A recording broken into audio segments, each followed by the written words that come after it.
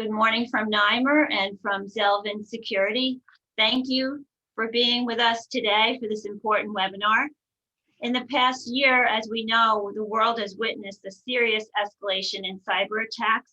SolarWinds, we've all heard that name. It was actually a hack on proprietary software and infiltrated at least 18,000 government and private networks that we know of right now. This continues to unravel, and we continue to find out more about the SolarWinds hack. We had the attempt in Florida to poison a water system of a city with about 15,000 residents. As we all know, a shutdown of Colonial Pipeline. We're seeing that at the gas pumps these days and in our prices.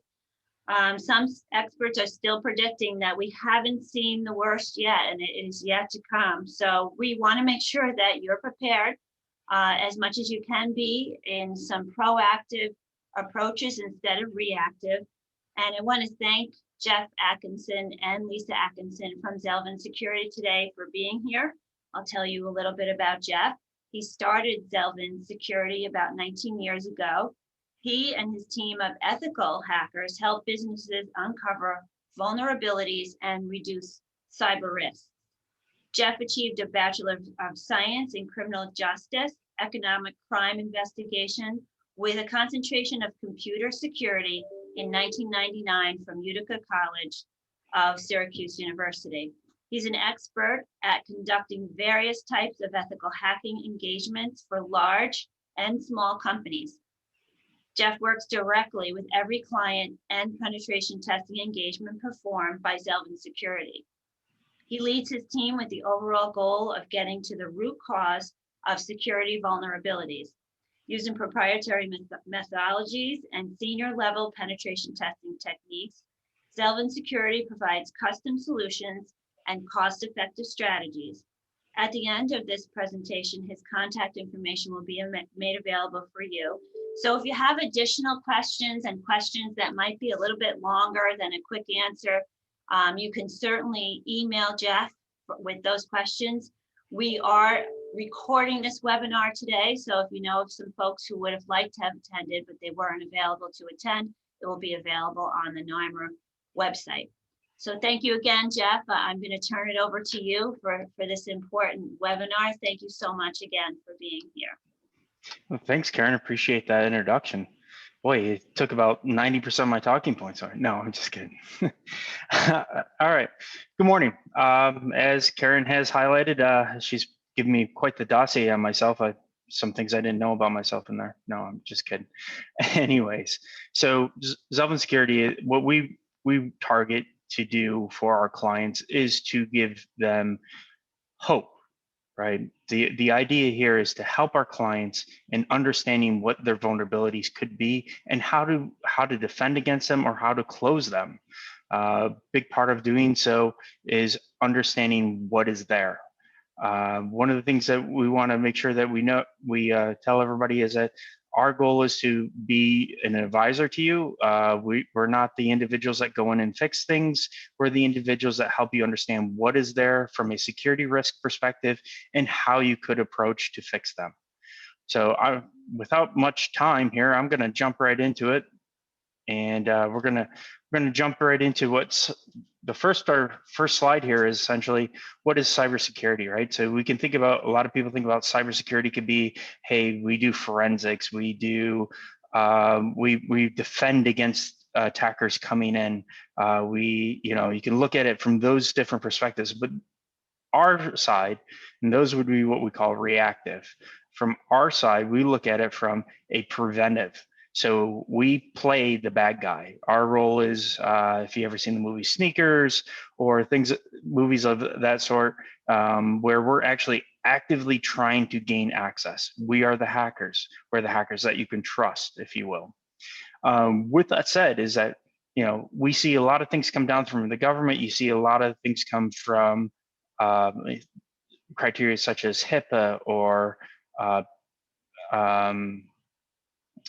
HIPAA or credit card requirements, so PCI, right? So those kind of requirements are what we would what we would refer to as compliance requirements. Those compliance requirements help build a stronger security environment, but they are not always the key, right? So what they do is they help enforce customers or companies and all sorts of organizations. It could be from a university to a municipality to a bank. All those organizations have compliance requirements in them, but compliance is not what we refer to as security. Security is a different side of it. It's taking the compliance and adding on to it. No, there is no one solution to security is the biggest part here. So compliance gets you to a minimum level, and then security and taking a holistic approach to security and finding a holistic solution for your environment, for what you're doing to actually apply that. So we work from that standpoint. One of the other things, you might be thinking, hey, I have an IT team. My IT team does our security work. They do everything that we need. We ask them to, we make sure that everything's up and running. Right. The key there is everything is up and running. So we refer to that, the IT team is usually operations. Operations is making sure that everything's functioning, working, and you're able to execute your job. Cybersecurity team is a little bit different, where they work in a married fashion, if you will, working in the sense that the cybersecurity team will help guide the operations team in knowing, hey, we have a security vulnerability over here, we have to apply this patch, or we have to, change this policy to match what we need for security. So think of your password policy, right? That's something that is implemented by the IT team, but a lot of times that is stated what it needs to be by the cybersecurity team. All right. So with that said, Karen hit right on this perfectly. There has been a surge of attacks. These attacks have been in the media left and right. Probably by the end of the day, we'll know something else that has occurred today. It's on the rise, right? So what do these cybersecurity attacks do, or what do these cyber attacks do? Essentially, there's a virtual war going on. There is people trying to make money, steal money. There are, foreign adversaries that are trying to gain access to critical infrastructure to be able to control or disrupt the environment. They might be just stealing data, We know that the Chinese are notorious for going and trying to steal patents, trying to steal things that have not hit the market yet so they can replicate it or be first to market. A lot of these things will have an impact on, creating business interruptions. I'm not going to read the slide for you guys, but a lot of it is about gaining data. And as we have seen today in the stock market and how the industry has shifted to data is essentially king, or information is king, if you will. Right? So there's been an average increase of about 13 million cyber crimes, or $13 million in cybercrime, right? That has been a huge impact on what it costs an organization to operate. If you are hit, you now have an overhead cost that you did not expect to have. It's not something that's typically budgeted. Yes, you have insurance, but now you've been hit, so now your insurance may change, right? Things of that sort. We have to start factoring that in when we start using our business hats, if you will. So why is there a surge, right? I talked about money, right? 90% of the time, this all boils down to money. It's about making money, fast money. That's why we have criminals. That's why we have a criminal justice system. It's about making fast money. This is not much different than anything else in the physical world versus the virtual world. It's the same mentality. It's all humans behind it executing these things. There was a report that came out that the average 3% of their information technology budget is in cybersecurity, right? And compared, that's the average, right? So the average organization is 3%. So to compare that to a financial institution or an institution that has high cybersecurity requirements, that's about 11%, right? So if you think about that, that 3% versus 11%, that's a big difference. So as you can see, the increase in surges where we're seeing, they're not attacking the financial institutions because they do get attacked, but those are a hardened organization. It's easier to attack somebody that hasn't hardened, hasn't spent that money to elevate their cybersecurity, if you will. Okay, so let's talk about cyber risks and business risks, if you will, right? So knowing your cybersecurity posture is a key in being able to defend. So you can go out and buy every cybersecurity software package there is to defend. We'll talk about what we think you should have, but you can go out and buy every new toy that's out there, if you will. I apologize, I refer to them as toys because a lot of times that's what they are, is they're new. They don't always have a proven track record, and you could have all these things in your environment, but if they're not set up properly or not tested effectively to ensure that they're providing that service that you think they're going to provide, that's a downfall. We see a lot of times where, hey, we've actually, to give you a quick story, one time we were doing a job for a bank in Japan, and while we were at the bank, we're in the data center, we're doing testing, and essentially we looked as if we're landed inside. Well, one of the biggest things was we couldn't exfiltrate our data. So how do we get our data out? All right, so now we found something. We want to get the data out, or we want to be able to transfer all the credit card numbers out of the organization. Well, how did we do that? In this case, we actually used the IDS system that they had in place and used that to jump our way all the way out to the internet. Why? How do we do that? Well, they forgot to change the default passwords. It was pretty easy for us. Once we got into the machine, we could change some rules and we can move our traffic right on out. That was a simple default password issue, but they had this great latest and greatest security tool that we actually used for exfiltrating our data. Those are things to think about. When you're thinking about your posture, one of the things you got to think about is, one of the things I want you to think about is when you say, hey, yeah, we're financially stable, right? Are you financially stable in the sense of if an attack were to occur? Or we have to look at cybersecurity as it being a piece of, your stability as an organization. You might be financially stable or your business might be stable, right? But if your cybersecurity posture is not stable or strong, the house of cards can essentially fall down.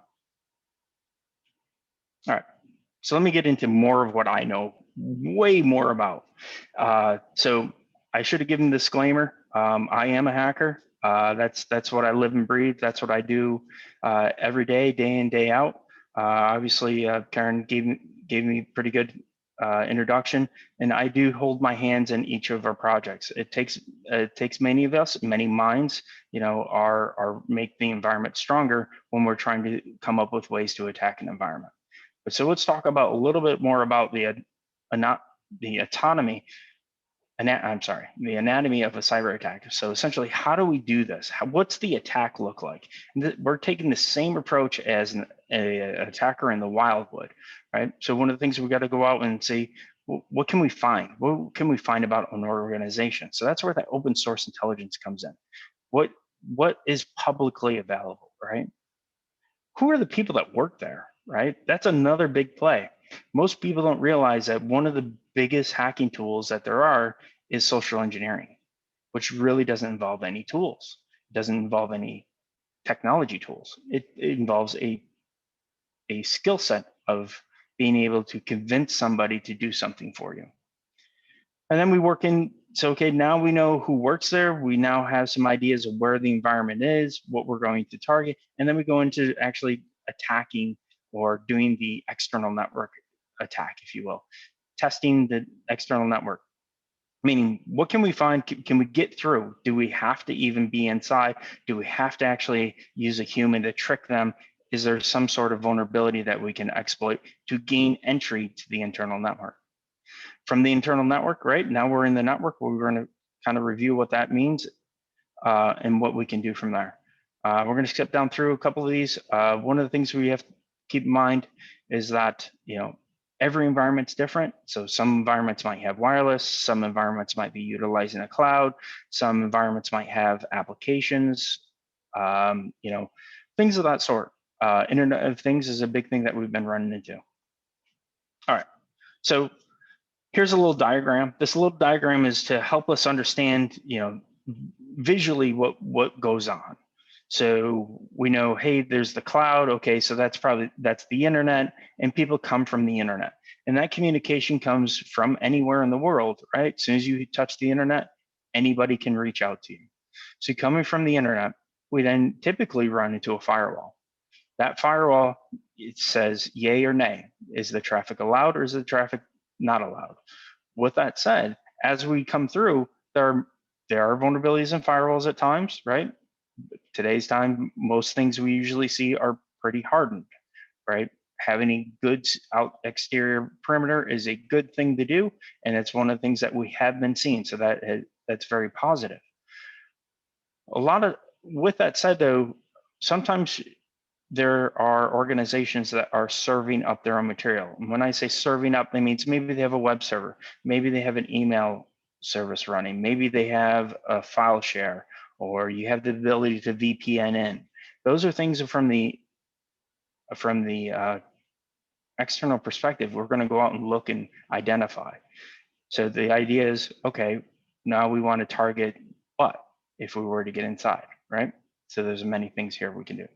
So I'm going to dip back in and go a little bit deeper on the open source intelligence.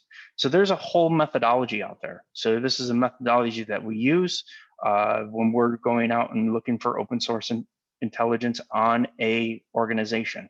For many of our clients, it is part of the engagement. That process, if you will, is to gather and collect the information, right? But what is in that process? So we might be looking at social media, right? We're going back to the humans part. Social media, we might be looking at information that has been provided of services that are going through and hacking things, if you will. I'm sorry, not hacking things. Services that are going out. There are websites that are constantly conducting searches for any new service, any active IP address. It's called Shodan, and it will go out and find everything that it can find that is open on the internet. In doing so, that gives us a map. At this point, we have not even touched the target site or the target organization. We have just been collecting data and understanding what data is out there. So here's an example. So this is an example of a website that we found via Shodan. We searched for SCADA in the US, and boom, there's an IP address, and that's the login page for that SCADA system. I'm not sure if you guys can quite see it, but if you look down the bottom left-hand corner, there's administrator. This is a Windows machine, right? So we know that by default, there's always an administrator. But then the second account says SCADA admin. So immediately we know this is a SCADA service. We're assuming, right? On top of it, is actually operating on a known SCADA port. So we haven't even touched the site. We haven't even done anything, but we now know that there is a potential SCADA there that we might be able to find a vulnerability to exploit. All right. So points of access. Kind of went over this a little bit, but note in this slide here, we're talking about workstations and users. Working on points of access, trying to figure out how we're going to get in, how we're going to get through the firewall. Those are key things. Maybe some of this stuff is actually not all internal. If you look at the database there, maybe that's out in the cloud. So it's possible that we don't even have to gain entry to the internal environment. We might be able to gain entry to the cloud. Misconfigurations in the cloud versus misconfigurations on the external network. Historically, there has been only concerns around phishing emails that are sent to employees or laptops, things of that sort, right? So there are many different ways that we can do that. We can go through a number of vulnerabilities. Let's pick on one of the most recent ones. So as they looked at the water treatment plant and how the attackers got in, they did some research. And now I don't have all the details about this, and this is from the information that I've been able to ascertain. This is what I have determined. They mentioned, as you do some reading, they mentioned that it was a malicious JavaScript running on the machine that was identified as being compromised. That machine running a malicious JavaScript had to come from someplace. So maybe that machine, I don't know this for fact, had internet access. If that machine was able to go out to the web to we'll say malicious site, that's where that JavaScript could have been picked up, and then that JavaScript ran on the machine and was exploited from there. We can get into a little more detail around that, but those are things to keep in mind. So let's take a step back. What happened? Well, someone from internal went out to a different site, maybe a different site, or maybe they received an email. With that email, they went to a site that they might have thought was legitimate, but it may not have been. It was likely it was not. And that site had a malicious script on it, and that malicious script was then loaded onto that machine inside. So the deployment was from a web server to load the malicious script, and now it's inside. Okay, we'll hop over here in the next one. So going back to the external network part, right? What are we looking for? Running services, well-known vulnerabilities, right? So how do we get to those things? We run tools. Such as Nmap is one of the tools that we run commonly to identify, open ports that allows us to identify what we have, what ports are actually open, what services are running, and things of that sort. So once we can start identifying services running, then we can start identifying what the services are from version and so on and so forth. Well, if we take a version that has a vulnerability in it, we go out to the database or identify the well-known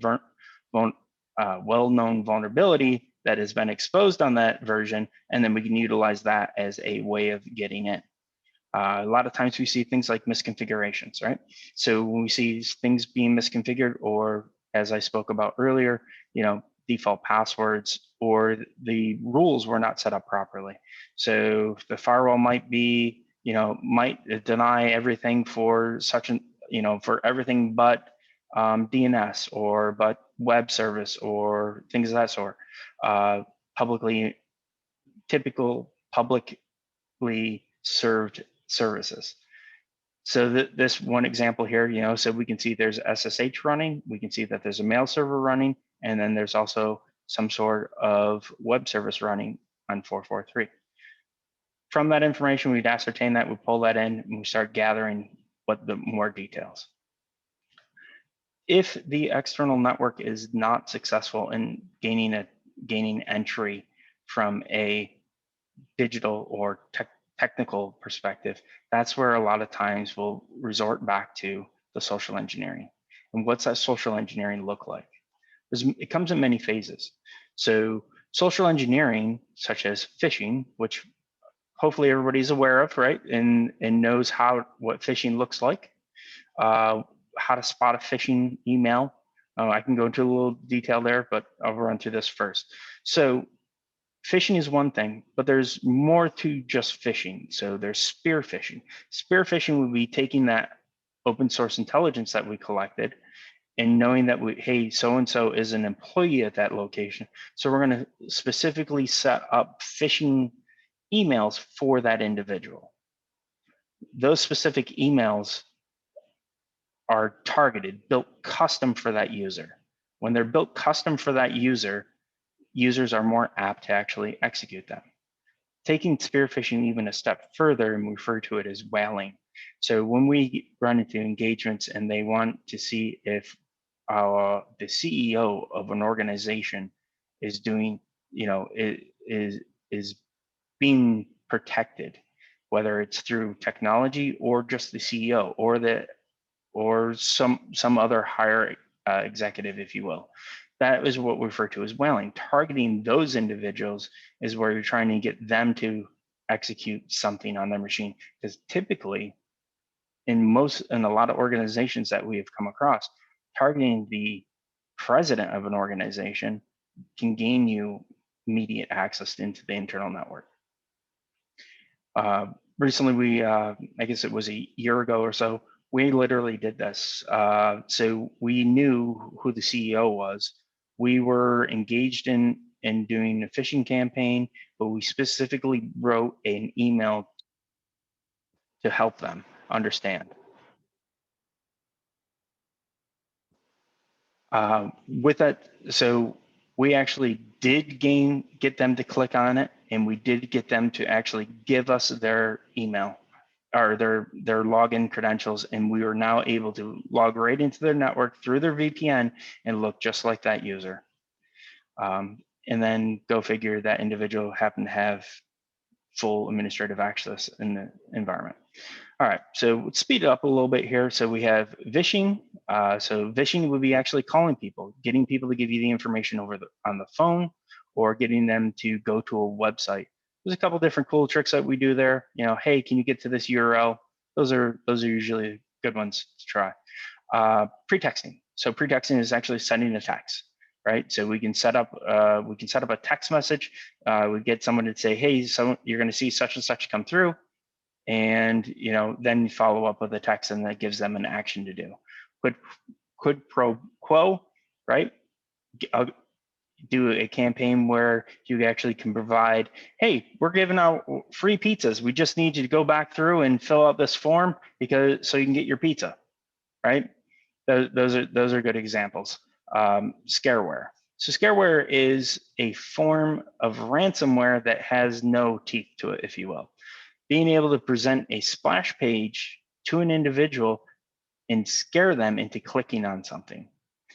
So that JavaScript they were talking about with the water treatment plant, the JavaScript itself could have been a form of that, or could have been some sort of trick to get somebody to click on something. So it would have been typically will be on a malicious website. All right, let's go into some of how to identify, a little bit more detail. Actually, this is more about how we're able to compromise. So I gave you the example of a client where we actually worked on targeting the CEO. We also campaigned and did actually it's a different one, sorry. So it's the same, it's much of the same, if you will. We did a campaign where we looked at everybody across the organization. As you can see in this diagram here, the organization did pretty well. Only 74% didn't even click on it. They just completely ignored the email and thought nothing of it. But then you get down to 16% where the individuals actually opened it. So they opened it and looked at it and thought, oh, geez, that must be phishing. So they tossed it out.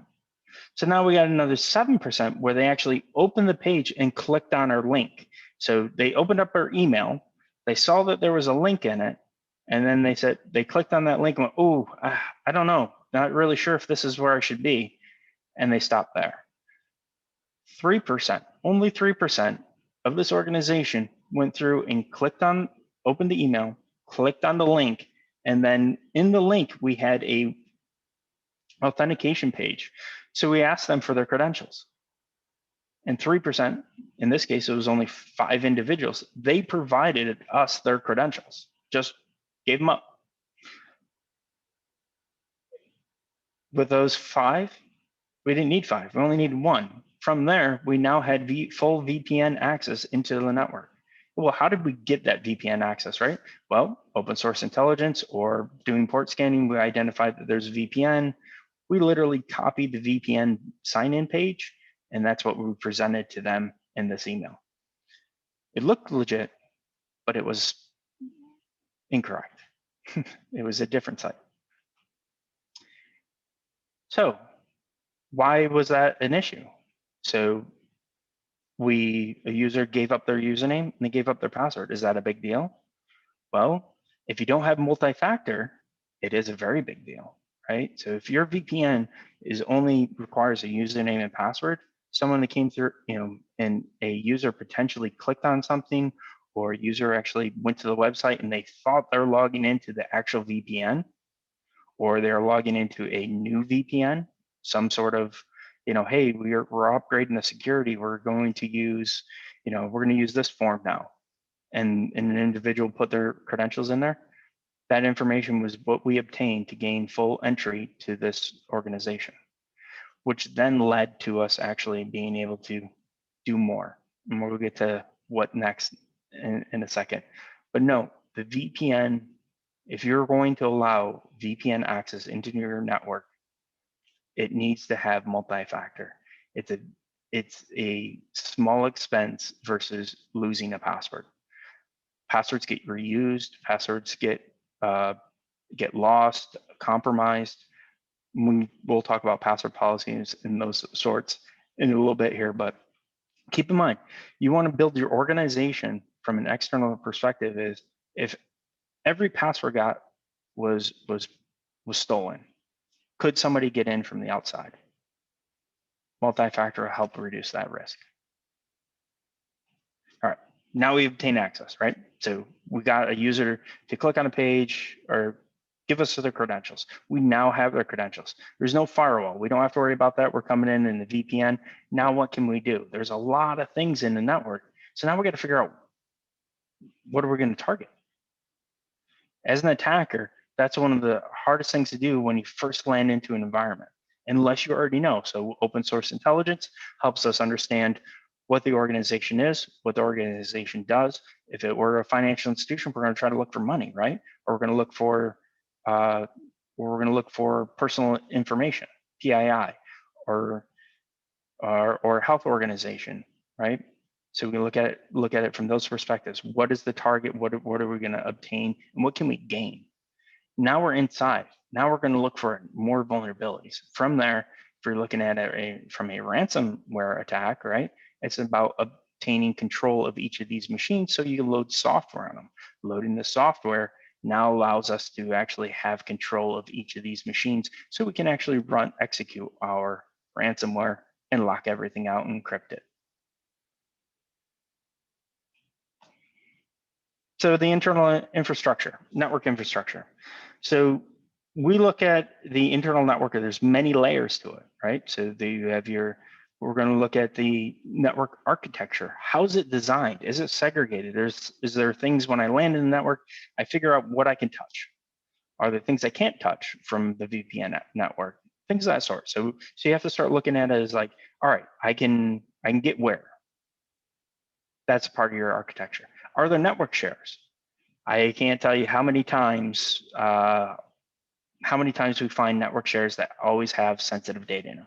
In fact, yesterday we found 1,107 credit cards in a network share on a project that we're currently working on, right? So boom, immediately we now have PCI information that we can utilize, and we can actually take those credit card numbers and take them out. If we're rogue, we can take that information, try to exfiltrate it, and sell it on the dark web, right? Or the other shares we've gone through and we found things like your pay stubs or billing information, right? So now we have all the information that we need. We can go impersonate that person. Pay stubs, a lot of times they have your last four of your social security number, you have your address, you have bank account numbers, right? Has the routing number on there, so I know which bank it is. It makes it very helpful for us. So that's the kind of stuff that we're looking for in network shares. So that's stuff we don't, we got to defend against. Active Directory, right? So now you have a domain, you have a Active Directory, so you have a domain admin. Now we're elevating, right? So it's not just a flat network. There is somebody that is king of all, if you will, or queen of all. That individual has immense power. From an attacker's perspective, we would want that power. We'd want to be able to control all those things. So with a domain admin, now we can control every Windows operating system in the environment. So we have techniques that we'd approach with those. Email servers, again, that's another service, right? So if we can get onto the email server, we can read emails, we can send emails, we can send emails on behalf. It makes our phishing life a lot easier when we can say, figure out a boss of someone and send a subordinate an email asking them to do something with great authority, right? So those are other, now we're bringing in that human aspect, right? Again, workstations, getting on where people work, that's essentially what happened at the water treatment plant. Internet of Things. So Internet of Things is a good way to look at it is cameras, any device that has an IP address, if you will. Your refrigerator can be an Internet of Things, a toaster can be these days, right? So those can be, a lot of times, those may not obtain or control information in them, but they become a jumping point. So maybe that Internet of Things has the ability to go out to the internet. Well, if that Internet of Things has the ability to go out to the internet and able to compromise it, I may be able to control the environment and build my own VPN. Because in fact, this is something that we did not too long ago. We had a manufacturing client. They had 7 or 8 cameras inside that they didn't even use anymore, but they were still plugged into the network.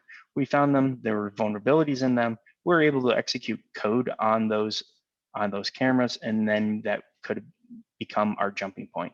We could get those cameras to talk outwards, and then essentially had a continuous VPN connection to the camera inside, and then we expand our attack from there. Right.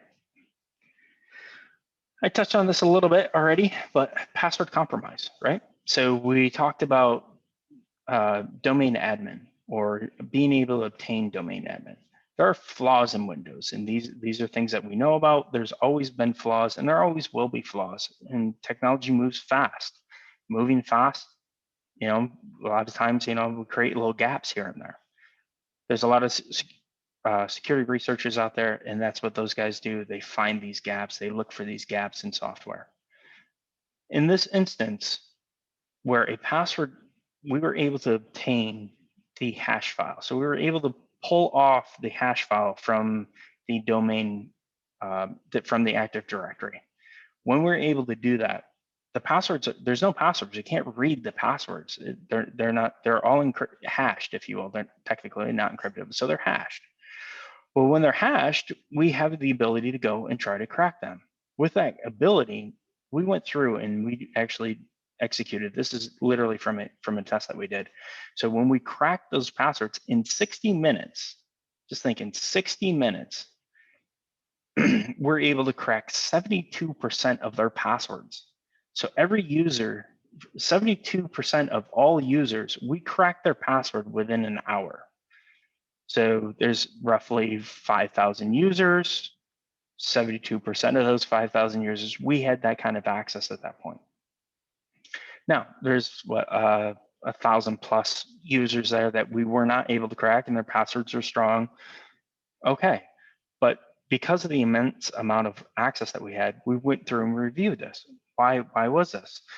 Now their passwords are compromised, so now we can go out to the VPN. If the VPN doesn't require a multi-factor, we have 72% of the users that we can VPN in with, if they all have VPN access. But so one of the key aspects here is that we're looking for passwords at 8 characters or shorter. So when we did our brute force attack here, their passwords were 8 characters or shorter, or common or well-known passwords. So things like summer 2021. That's a really easy one to guess, right? That's always there. We always find some sort of season, whether it was summer or whether it was winter. It all depends on when they changed their password last, and what the password policy is, how often they get to change the password. That's always there. Oh yeah, so let's get really, really good at this. Summer 2021 exclamation point. There, we got capital S, we got enough length in there, we got numbers, and we got a special character. We meet all the password requirements, right? Well, remember, these are humans that are trying to attack your password, right? So we think the same way that you do. So making it a little more complicated is a key. So making passwords not just meet the minimum requirement, but think about your password, right? Think about what it means, right? So if it's summer, if it's winter, I highly recommend going out and change it, please. But those are basic things that users change them to. Now, we want to extend the length also, right? So everybody hates us for this, but we're gonna say, all right, make it a minimum of 10 characters. Make it a minimum of 10 characters, require capitalization, require multiple special characters, and require numbers.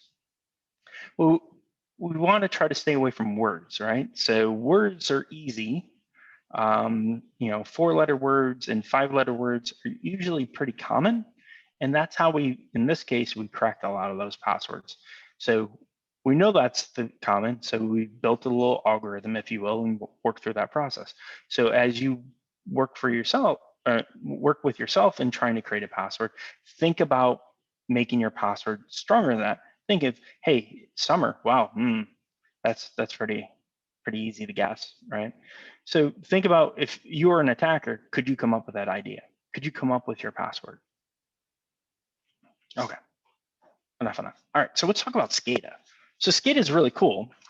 We talked about a couple different things, right? So we talked about network, so protecting your network. So we'd have to get through the firewall. We have to get into the internal network to actually get to the SCADA stuff, usually. But as we saw in our open source intelligence, that was not the case for some individual on the internet. So ensuring that we understand what our exposure is a big part. Make sure, bring your SCADA in. SCADA can be a number of things. So let me define it first, right? So we're talking about the easy way to look at this. SCADA, SCADA is typically runs a machine. It's either you can think of like, it turns it on, it turns it off. It runs it at X amount of speed, or it has the ability to fluctuate, right? So it's a system that is controlling a mechanical part. Now, it's not always a mechanical part, but typically it is, right? It could be a sensor of a camera sensor, right? So which could be a counter or things of that sort, but it's a component in mechanics, if you will. So it's turn on, turn off, speed up, slow down. Think of a valve. A lot of times is the way I look at it is go, can I open the valve? I want to open the valve 3/4 of the way. I want to close the valve all the way but 1/4, right? Think of it that way. So it's a computer saying turn. Okay. All right. So one of the things we gotta kind of think about is, with a lot of SCADA applications, or applications of SCADA, if you will, you're looking at things that are running on older devices. And this is where mostly everybody gets caught, is that, hey, I have a SCADA system, it runs on Windows XP, and I can't update Windows XP anymore because it's not supported. And if I do try to update it, I break my system. That's where we get caught. So having things outdated, so no different than Windows XP itself, right? Many of you probably been to a hospital, you've seen an MRI machine. Well, a lot of times those will run on Windows. And a lot of times those will run on older versions of Windows, because those machines are very expensive, and to upgrade them costs an immense amount of money. A good example of one of the latest SCADAs that we've come across is we worked with a manufacturing organization. This manufacturing organization has SCADA set up on giant saws. So if you can imagine, a giant saw. And we did find that we had the capability of turning them on and off. So as you can imagine, we're now in the technology world, we're making that leap. It's no longer just a virtual thing. Nobody's just stealing data. Nobody, it's not just about stealing data or locking people out. You actually now, when we start dipping into how technology is integrated into the physical world, right? You now can actually cause bodily harm. So being able to turn the saw on when somebody would be standing on it or whatever, hopefully there's other mechanisms in place to safeguard that stuff. But that's where we start having to look at from a safety perspective and a cybersecurity perspective, right? Another one, quick story here. One of my favorite ones is we really got to actually mess with a client. This was one, I think it was in Japan. Maybe it wasn't. Essentially, we were in a data center, and it was what we refer to as black ops, meaning that the security team that runs the SOC operations or security control operations or detection, if you will, they didn't know we were there. So they had no idea that the other side of the security team hired a bunch of hackers to come in and try to find all the holes that they could. In doing so, our process, we identified a light. What's this light? We had to go look it up. We had to figure out what this thing was. It was literally a light that sat in the security operations center that when it turned on, there was an attack going on. Okay, kind of makes sense, right? But when we found it, we figured out how to turn it on and off. So we turned it on for a few minutes and then turned it off. And they had no alerts on their screens. There's nothing going on. They didn't see anything happen. So now they're really confused. So we just messed with them in the sense of that we made them scratch their head. And then about after 30 minutes or so, the other team called us and said, hey, are you messing with the red light in the SOC? So it was kind of a joke that we got to play on the defenders, right? So, hey, there's an attack. Oh, wait, no, there's not. Hey, there's an attack. Oh, wait, no, there's not, right? So that was our play. But it was the same thing. It was using a control that was actually interacting with a physical device. As you can imagine, now play that out into all the real world. We look at the pipeline, we look at things of that, the water treatment centers, and start looking at it from that perspective. Okay. All right, so where's it used? How's it used? So this is a little diagram. I think most individuals can start thinking, all right, taking digital virtual world and applying it to the physical world, but buildings, facilities, right? Another good example would be one of the tests that we were doing. We gain control of the doors, right? So again, this was one of those ones where there's a default password. All of a sudden, boom, we have full control of the doors. Now we're in the doors, and we can lock everybody in the place, so we can make the magnets. The doors were all magnetized, right? So you go to use your proxy card, you touch your door, and it beeps and doesn't open. So now nobody can get out, right? Obviously, there's emergency access, or we can lock everybody out, right? So make it so that nobody can get into the office. So, but that was a default password, right? But then we had control. Another scenario was we had control of the lights and the cameras. They're all intertwined together. And there was a vulnerability in a product that had remote code execution. So we could actually send a packet to this control, the SCADA control, and it would do whatever we told it. So if we want to turn the lights off, we could execute that. If we wanted to use the machine as a jump off, we could open up a shell.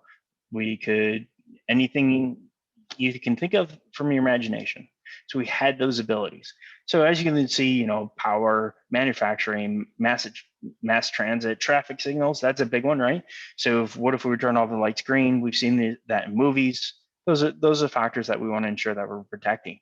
So how do we do that stuff? It's all about following the process that we've talked about, going from the external network, going from the internal network, understanding what's there and what your vulnerabilities are. SCADA itself is no different than a web server, no different than any other server. The process is the same when we go to identifying risk. So, SCADA itself has its own set of vulnerabilities, but uploading code or code execution, those are the same vulnerabilities that you can find in a Linux server or even a Windows server. So let's take a next step up. Let's think about this from an application security perspective. A lot of times people forget about the applications. So you have HR systems, you might have a billing system, right, for paying taxes, things of that sort. So all that stuff, a lot of times it runs on an application. Well, where's the application run? Sometimes, the HR stuff runs internal. Sometimes you have it running external. Maybe you have taxpayers come to it, or you have, maybe you have email out there, and we can classify a lot of that of an application. An application can be on a web server, could be on a mobile device, could be on a number of different avenues, if you will. Could be on tablets, right? Things of that sort. So from internal perspective or external, these all apply. So there's some sort of authentication. Well, is it single factor? Is it multi-factor? Is it internal? Is it external, right? So as you move things to the external side, you got to start elevating your security posture. So you probably want to put multi-factor on it. If it's internal, maybe you don't necessarily need multi-factor, but then again, we have to ensure that we have a strong password policy, right? Making sure that things can't easily get cracked in 60 minutes. We want to make sure that, if someone does lose their password, what is the remedy? How do we defend against that, right? So you got authentication, you got injection. Injection is can be a number of things. Cross-site scripting is a big one in the application world, is where I'm able to inject JavaScript code, and then when the user touches that page, that JavaScript code is then run on their machine, back to the water treatment plant, right? Session management, hey, maybe I can steal somebody's cookies, maybe I can get into figure out, man in the middle of them. That's a way to get in there. Credential policy, right? So, excuse me. With the credential policy, that's where we go back to passwords, right? No, not always. Credential policy also can be, can I harvest accounts? I don't know any accounts. I did my due diligence. I went out and did open source, and I couldn't figure out any of these user IDs. I couldn't figure out I can figure out their email addresses, but the email address is not their username. So how do I get that? Well, maybe I just put a bogus username in there and see what I get. Maybe it tells me, hey, this is not a user. So that's what we refer to as credential harvesting, right? So having policies in place to not allow that to happen and making sure your code is actually executing the way you want. Reverse engineering, it gets a little bit more complicated, but it's essentially taking a bunch of that stuff and adding it together and stacking on top. All right, I'm gonna move on. But remember, application security is just as important as your network security. You can have the hardest, you can have every server tightened down to the best you can, very well secured, but if your application is not secured, that's where you're going to run into trouble. All right, so where do we get this information? This information, a lot of this information is public, right? So knowing well-known vulnerabilities, there's a partial list there, if you will. Those well-known vulnerabilities can be in that list. So the security tools go out and they check for that. Commercial tools, we think there's a number of names like Nessus, Nexpose, Rapid7 is the creator of that, right? So those guys do security research all the time. They build these tools and they're looking for security vulnerabilities on the research, and then they build a way to check for them and look for them. Well, that's a good way to do it. Also, there's public sites where actually they have the exploits. Right there on the right-hand side is an example of a SCADA exploit where we can do remote code execution, right? So we run into that. That's where we come back to that version part that we talked about, figuring out what it is and run remote code on that. And now we have obtained it. The darknet, you can always go out to the darknet and buy exploits. Now, do all the exploits always work? Not necessarily, but so the information is out there, and that my goal here is to inform you that the information's out there. Being attacked can be done by nearly anyone. There are skills, or time and if you will, time behind the keyboard as myself, where we have certain aspect of skills and how we manipulate data, how we manipulate exploits to do what we actually want them to do.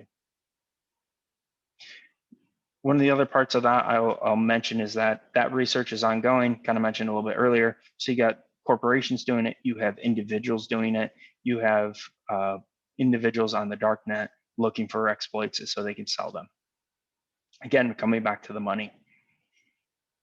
All right, so how do you defend your environment, right? So we kind of touched on this a bit. So one is you have to know what you're defending, right? You have to understand what is there to defend. What are my vulnerabilities? What is my internet exposure? What is my internal exposure, right? Where is my risk?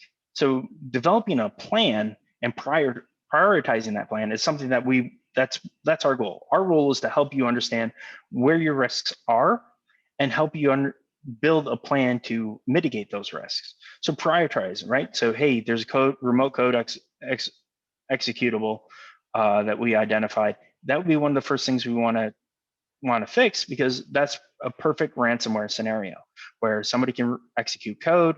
They can either steal the data off of there, or they can do both, right? I'll talk about that in a second more here. But so they can execute code on a machine. Once they have that capability, that runs them at risk. one of the things that we really try to do here at Zelvin is help you build a layered plan and then build a cost-effective solution. Reduce your cyber risk by finding the root cause. So if the root cause is you have a weak security password policy, that could be a factor, right? So we help you increase what that password policy should be. But if you don't have multi-factor on the outside, that would be another piece of that puzzle, right?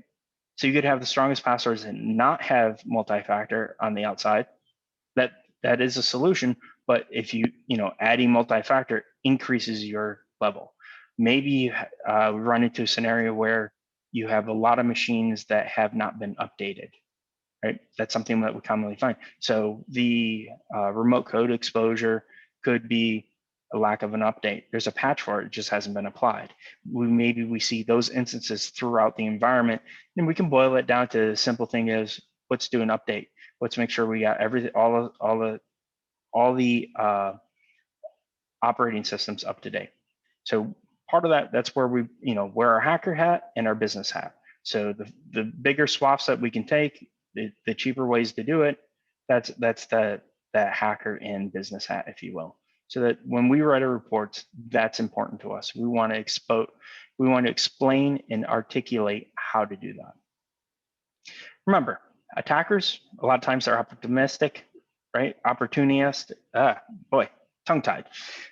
Opportunist, right? So essentially, they're going to find a softened target. With that softened target, that's what they're going to attack.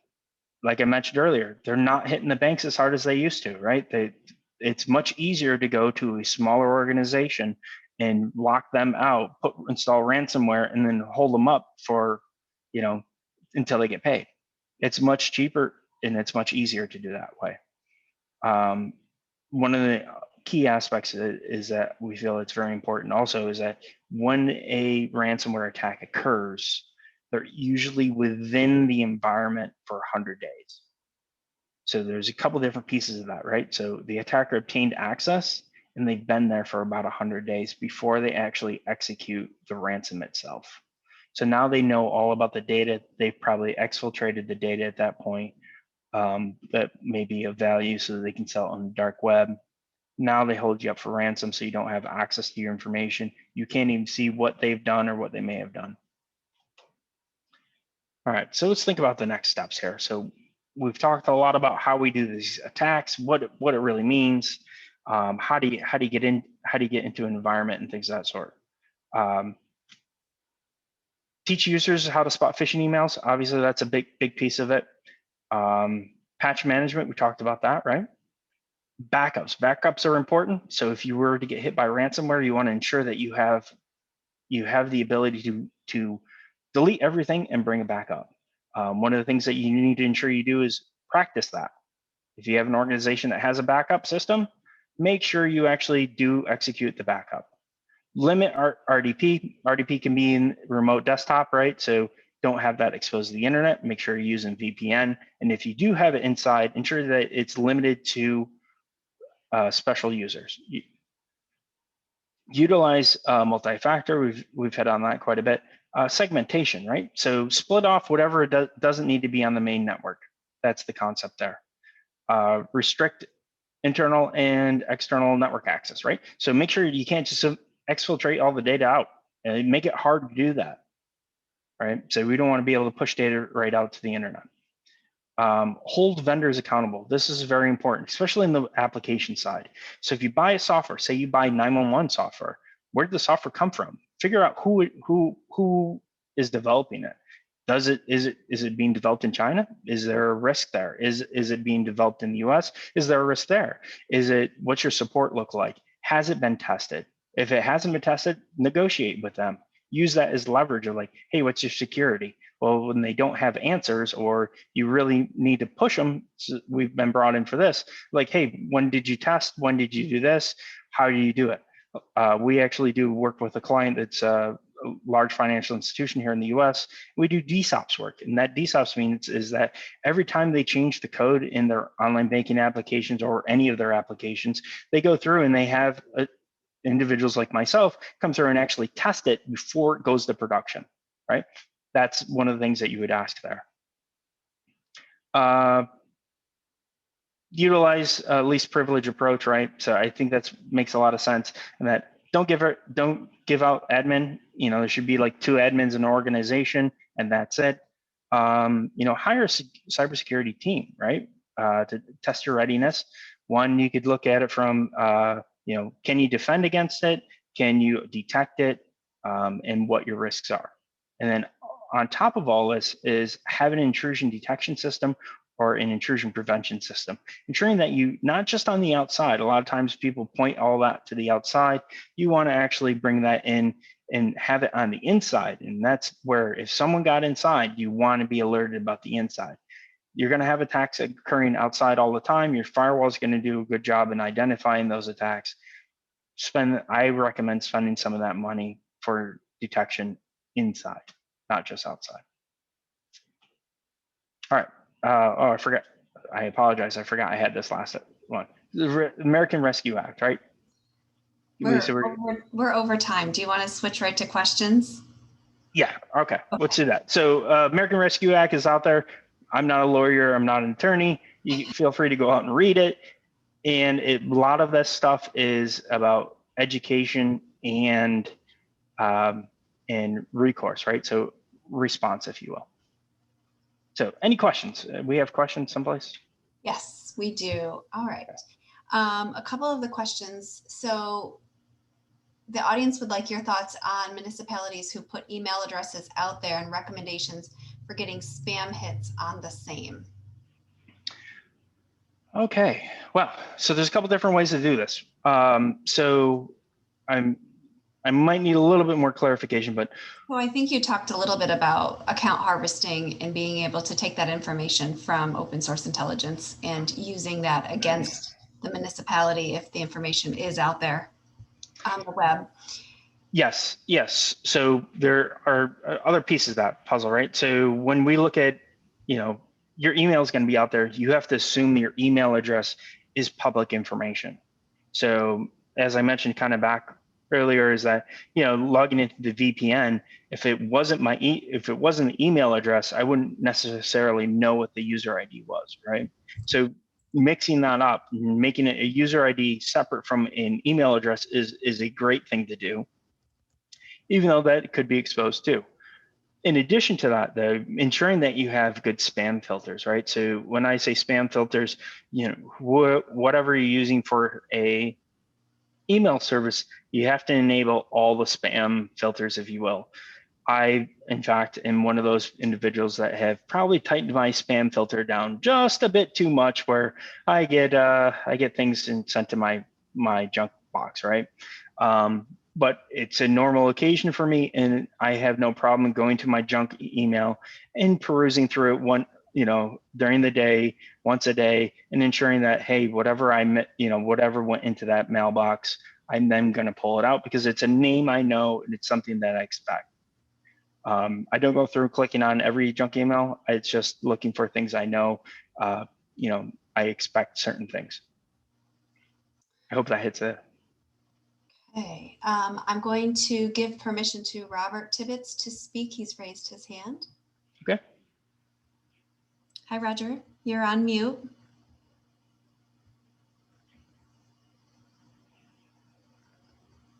I'm going to ask you to unmute.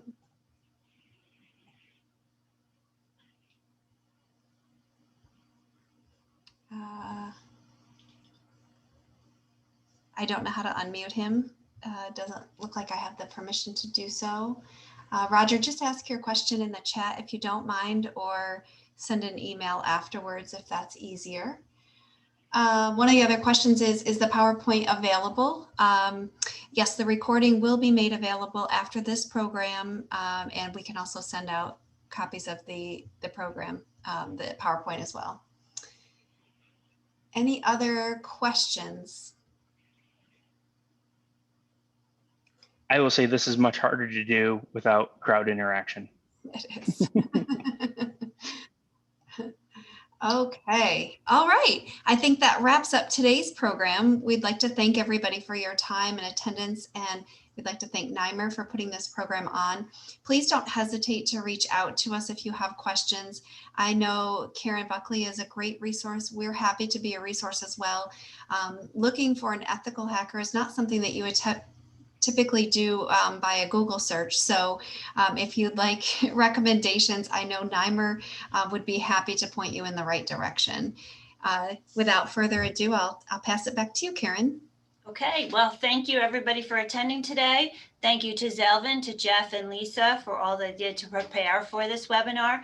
I do want to let you know it's going to be recorded and available on our website. We will send instructions to everyone on how to access it from our website. Therefore, you'll have the PowerPoint along with Jeff speaking and talking about the different information that he provided today. NYMER also has a lot of cyber training on the online university, along with some bulletins and tip sheets on a lot of the things that Jeff talked about today, including strong passwords and multi-factor authentication. We strongly recommend that as your cyber insurer. So with that, we'll wrap it up. It's lunchtime. Everybody have a good day. And thanks so much again, Jeff and Lisa. Thanks. Thank you, Karen. Take care. Okay, Bye-bye. bye now.